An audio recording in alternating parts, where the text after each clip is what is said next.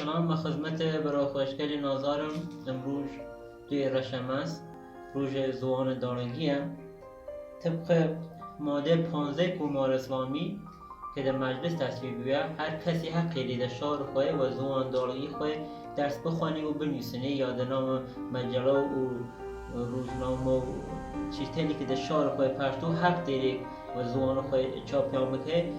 کمار اسلامیش طبق قانونی که خواه تصویب کرده خسپنیه بودجه را در نظر بگیرید، یا اگر در مدرسه خوازن و زوان خواه بخوانن حقی معلم و پول خواه را بگیرید. ولی متاسفانه 40 ساله که در تمن کمار اسلامی چگه دیری من که قانون رایت نکردن. یه دلایل یک خمانی من که پیگیری هایی من و صورت جدی یک تیشست هر دولت هاتی صوبان هیچ اهمیتی و زوانه دارگی رایج در کمار اسلامی ناگم. و خاطرش در برای خوشگلی عزیز ما خوازم حداقل یه سه خودتان در مال ورد زاروی خودتان و زوان خودتان دم تقابل کن.